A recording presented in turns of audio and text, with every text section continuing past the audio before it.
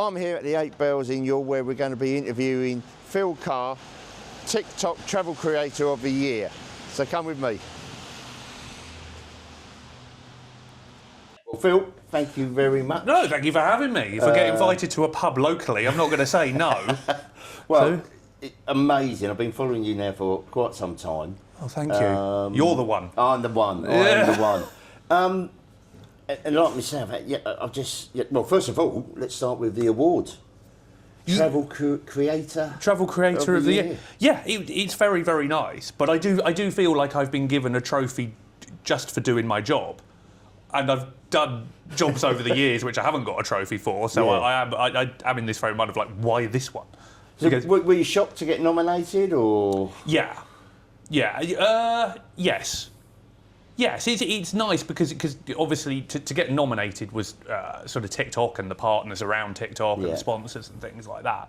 So to be recognised on that level is quite nice. And then when you go to award ceremonies and you hear them say it on the red carpet, oh, it's a pleasure just to be nominated. I've always thought, oh no, you're talking out your backside. You want to win. You're here to win. But no, genuinely, it was nice just to be nominated. Yeah, and then to win sort of caught me off guard because it's this relief. And then this, oh God, I've got to talk to quite a big room of people. And you was first, I think you was the first one? Yeah, well that's good, second, which is good, so then you can have a drink and get on with it. Yeah. Because I only had a couple of drinks before, because I thought, oh God, if I do win, I didn't know, but you've kind of got to... Did you have a speech all down and up? No, what I did was in the pub before we went onto the red carpet, one of the people who was also going said, have you thought about who you're going to thank? And I'm saying yes. And they said, well, you'll forget something. So I got a scrap of paper from the person behind the bar and a biro. And I just scribbled out fellow nominees, TikTok, my wife and daughter, my management, and the people who watched. And yeah, and then I had to pull out of my pocket this scrappy bit of paper. But it's all part of the charm. Yeah. Brilliant. You don't want to be over-rehearsed. No. If you go up there and you do a tight 5 minutes. But we got told 30 seconds. We were told, like, really fixed, because it was on a live stream and everything like that. And then you've got to come off and do interviews afterwards. So you do interviews going in. All of this was news to me. Yeah. And, so they were like, 30 seconds is it. But it seemed to be that the more famous you were, the more time they allowed you. Yeah. So, because... How did you start? What did you think? No, lockdown 1.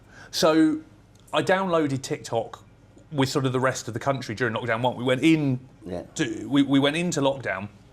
The weather was amazing, and sort of we'd all stopped work. Yeah. Well, not everyone had stopped work, but people were working from home. So you would just fill in your day, and TikTok immediately went on trend. It was like Tiger King on Netflix. Yes. Good weather, baking, and I downloaded TikTok and I just started watching it. And I'd been told by a few people in marketing that TikTok was going to be big, like really, really big. And I thought, yeah, all right, because you've heard that about so many platforms over the years. But then quite a lot of intelligent people said to me, no, TikTok is going to be it's going to be bigger than Instagram. And I thought, oh, okay, but I didn't think about, I'll post on it, but I thought, I'll get on it and watch it. Yeah. And then I put, just during COVID, I put up one video and 4,000 people watched it, which... What was your first one? It was just a trend. All of them for the first 3 months were just like, the trends were moving every single day, so it was just like tell a joke in this way. No, I didn't do any dances. No. So you're doing that? I didn't do any dances, no, and I did a few duets and stitches, and then I started putting my voice on camera after a couple of weeks. But I genuinely didn't do it for to like grow it or do it. Just fun. Yeah, just because it was like a creative outlet. It was like doing a jigsaw or doing something like that. You'd make a video, and when people were commenting that they enjoyed it, you're like, it's like completing So with me and the Facebook, it started as a hobby. Exactly. Coming up 14 years later, it's crazy. All the best creators start it for fun. Yeah. And then it gets to the point where like, I could dedicate more time to this. Yeah. So, if you start something as a business from the word go, then then you'll get bored of it quickly. Yeah. Get that. And was there one video that like just skyrocketed that got you going? So without sounding too nerdy, the watch time available during lockdown was incredible. You could get millions of views because people were just at home watching stuff all day. So I would say that there probably wasn't one video.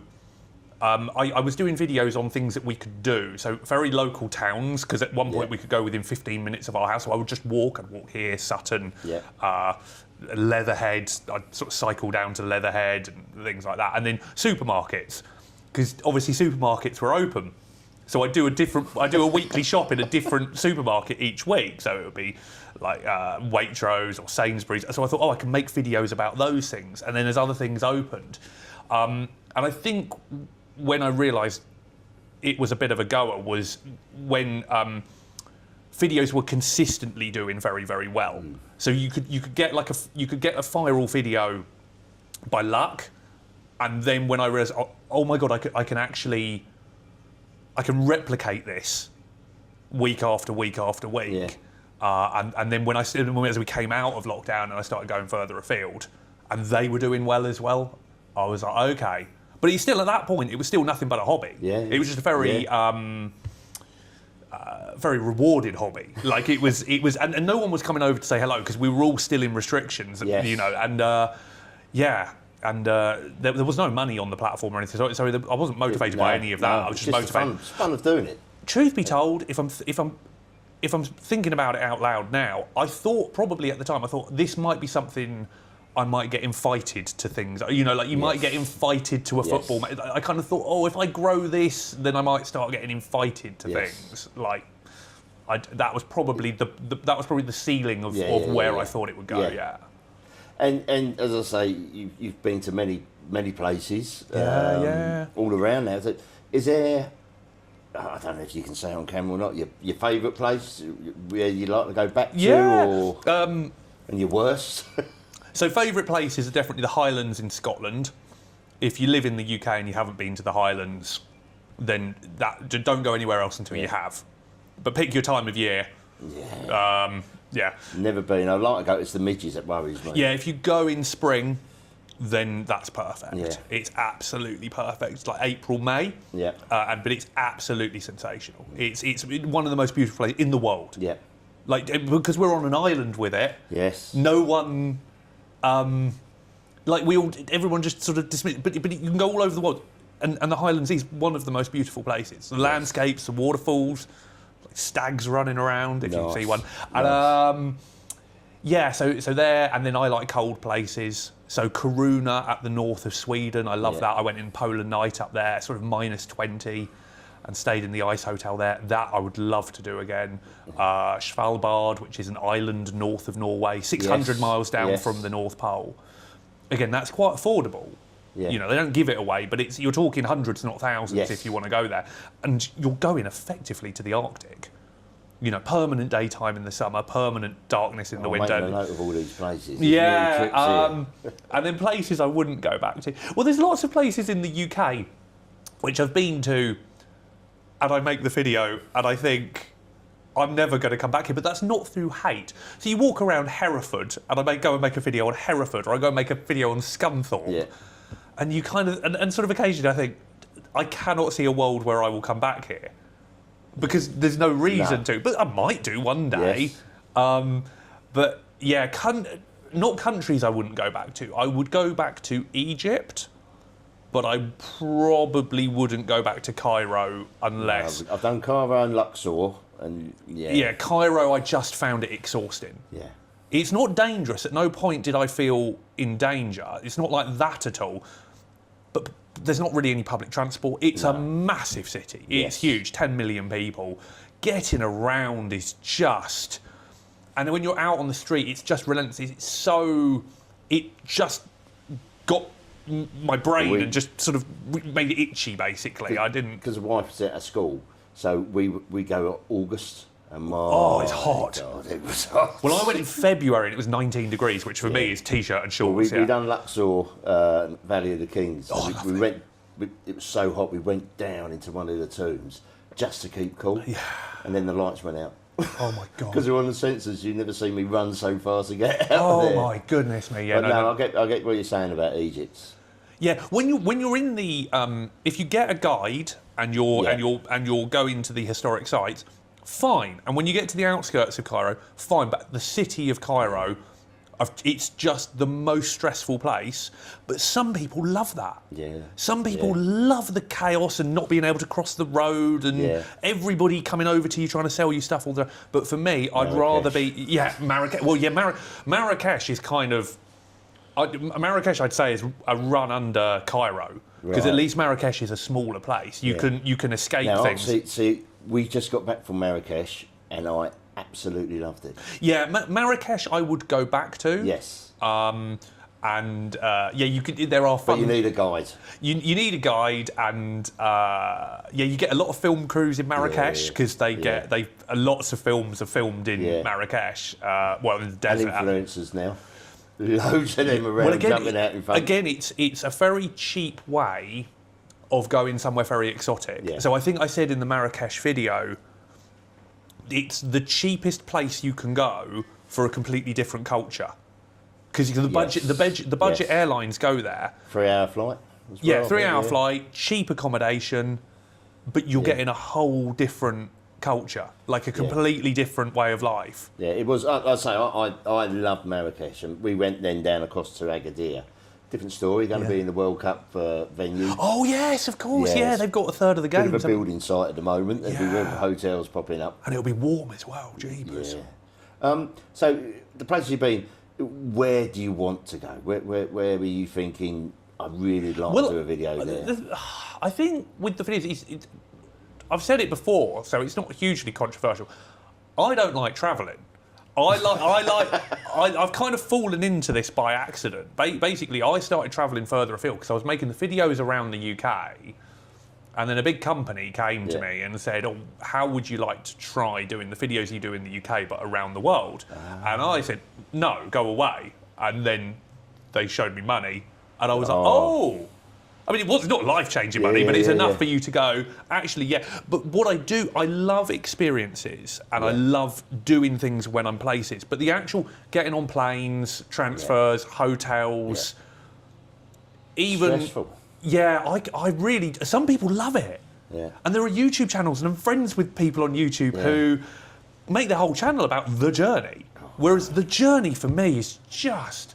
And they sort of know what plane they're getting on. I don't care about any of that. So, but the things, things I'd love to do. So I think more about landmarks and things like that. So, I'd love to go to some of the historic sites in South America. But I just don't want to trek through a desert for 2 days worrying about every single thing that moves, like doing me harm.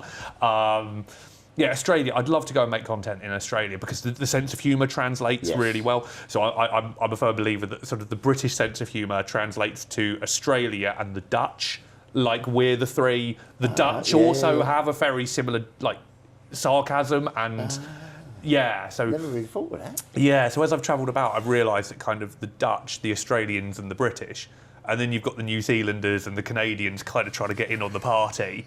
And then sort of the South Africans think they're better than them. Yeah, so out of the Anglosphere, and then the only way that everybody gets united is when an American shows up. Yeah, so, So any big plans for next year? Well, I don't know when you're putting this out, but I'm at the Abu Dhabi Grand Prix on tomorrow. I fly in a few hours to... Nice. Yeah. Is that you get invited now? This is the type of stuff you're getting invited to. Yeah, it's embarrassing. Want to carry your bags or? Well, I'll tell you something. I'm going as a bit of a bag carrier myself. I'm going as like a few very big creators are going. Yeah. And then they got given some guest slots, and they said it was sort of suggested to them that the people they should invite should probably have a bit of exposure as well. Nice. So, yeah. Do you like motor racing or? Yeah, I love everyone. But because it's like a passion on the channels, I'm fully aware that what I'm actually into, like my hobbies, bike racing, motor racing, football,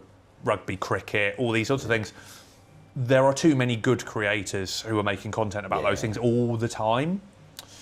So. Yeah, when I post about them, I post about like the event more than the. So I won't go there, and for anyone who doesn't know, there's a basic.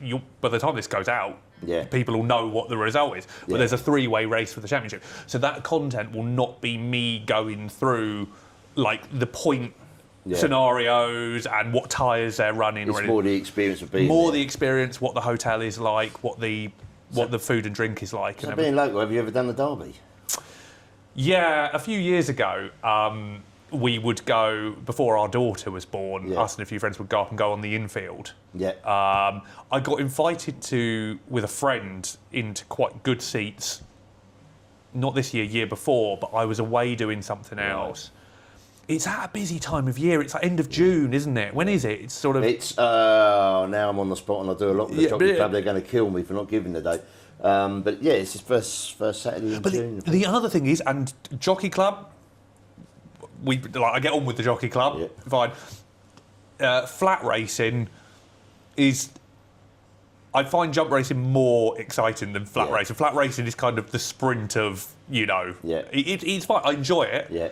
And if the Moet and Shandon tent want to invite us in, then I'll go in quite happily. Yeah, let me see what I can do. But I've got to come with you. But it's weird. Like the invites, and you've got to say no to a lot of stuff.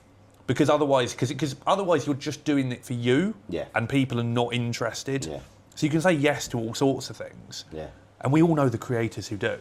We all know the creators who are kind of at sort of like B-list movie premieres every single week and stuff like that. And no, you've got to... So I always counter things. So sort of what I'll do is if I'm in Abu Dhabi this weekend, or if I was at Monaco Yacht Week or something incredible, then I always make sure that I go off to sort of like a Hartley pool, or in the rain, or Sheerness. Yeah, or I'm walking. Exactly, Sheerness, or I'm walking around some sort of like Bolton in the rain for like the next couple of weeks. So then the people watching know. People in the end will just get fed up and jealous of you. Oh, look, where's he going this time? And is that what you feel? Yeah. But people will allow a bit of it, providing you show real emotion, providing you show that you're grateful. So I only take invites for stuff that I really, really, really want to do, and that I think will be interesting, and that I think will make a good video. Yeah. But there are painful ones that you have to turn down. Yeah. Because you're just like, no, I'd just be doing that for me. Yeah. And the video would be really forced. So movie premieres are the big ones because the content is so forced. You just, for one of my videos, because I don't just post photos. If you just post photos of you in a good suit or something like that, fine. But yeah, for me to do a post on the premiere of Jumanji or something, it would be so forced. It would be, and they would want to see the post before you put it out. PR companies want to see the post, and they don't want the jokes that you've put in it, so they suck all the life out of it. I'm not singling out Jumanji, I'm just saying. I get that. And ultimately, you're just going in and watching a film. So you're doing TikTok, Facebook, Instagram, and YouTube? YouTube YouTube I've been doing for 10 months. TikTok was the first one. Then Facebook, so everything goes up on TikTok and Facebook. Instagram, I don't really do. Because the problem was with Instagram is when they launched real short form video, they made it only a minute long, and by which point TikTok wanted 3 minutes and Facebook wanted 3-4 minute long videos. So I had no content to put over there. Also, I'm going to lose the room here. I'll look down the barrel of the camera. Instagram doesn't pay you any money. Right. Whereas all the other platforms pay you money. But to validate this, not massive money. No, but I can agree with that. But enough money for travel to sort of cover. So like you might make a post which costs a few £100s to make, because you've got to go stay in a hotel and travel and stuff. And TikTok will give you a few £100s, and Facebook might give you a few £100s, and it covers the cost of it. Whereas Instagram doesn't pay creators anything. Yet it gets just as much ad revenue come in as everywhere else. So that it doesn't. So those two platforms do not pay life-changing money at all, but they give you something. Yes. So if you're a young person making videos about Warhammer, or if you're doing makeup tutorials, or if you're doing DIY, or if you're making videos with your dogs and how to look after your dogs, then those platforms will pay you enough that when you get to a level, you can pay your rent, you can pay your bills, you can pay. Whereas Instagram doesn't pay anything. And actually, if you look at the hours you put into the platforms, what TikTok and Facebook pay is really, really fair. Instagram, I have it to protect my identity there. And stories I love on Instagram. Yes. Yeah, stories I love. And YouTube, is that new? Or? Yeah, YouTube I started in February, and I said I'd try it for a year. So I'm doing one video a month for a year. And I love it. It's my favourite to post on. Because you don't have to cut as much out. So, as a newbie to TikTok, 61 and learning TikTok, any tips for any wannabe TikTokers who... so definitely start. So start for fun. So the first thing, well, you already make content, but for anyone completely new, First of all, you've got to start. So it will take you probably, if you're starting from nowhere, it will probably take you 100 videos just to make the videos naturally. Yeah. Before you start using your normal voice. Yeah. Everybody uses their phone voice or whatever. So you've just got to start and then post about what you love and what you enjoy making, otherwise it's going to become a chore quickly. Yeah. And then, then you've got to find that middle ground. TikTok gives you all the analytics of where people are skipping, at what part, and then you've got to find that middle ground between what you want to make and what you do make. To get like where your travel, just get a category and stick to that. And then once you've to start with, and then once you've got an audience and people have got to know you, you can slowly expand out because they trust you to be entertaining. But to start with, you can talk with it. So you could talk about finances if you're an accountant, and you can talk about land tax for farmers, and you can talk about new house buyers or whatever. But you need to really keep it in that to start with, because people don't know you, so they need to know what the reason for following you is. Yeah. And then once you've got an audience, so now I've got an audience, they give me a bit of freedom to sort of go, okay, right, you will find this entertaining, I promise you, or I hope. Let's do this today. Yeah. So start pretty focused, and you've got to find the middle ground between what people will watch and what you will want to make. So if you make videos about movie reviews or something like that, and just no one watches your reviews on horror movies, I'm just making this up, I don't know, then you've kind of got to put horror, but you love horror movies, you've kind of got to accept that you can't hammer them into the viewer. The viewer will just skip. So, and this is knowing your audience. Yeah, and this is the same with television. I saw an interview with Andy Willman the other day, who was the producer of Top Gear, and their favourite formats that they all made on Top Gear, they had to give up on. Like, well, not all of them, but some of them, because people just didn't want to watch them. So they tried like feature formats on Top Gear early on that just didn't do well. And the same with television. So you can't be...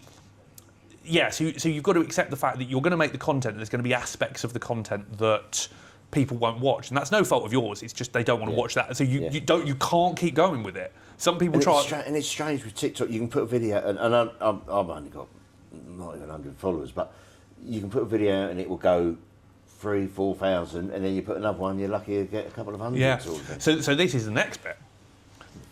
On TikTok now, the first 5 seconds is everything.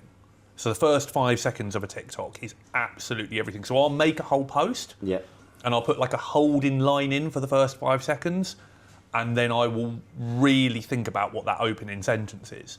And then not only that, what your opening shot is, what those opening 2 or 3, because if you think on YouTube, it's all about the thumbnail and the caption. Yes. Everything's about the thumbnail and the caption. On Facebook, it tends to be all about that word, that caption at the top, like what the sentence is. You won't believe what happened to me in Tesco's, that kind of thing. It's that line that's going to draw that line, in. Whereas on TikTok, you don't have...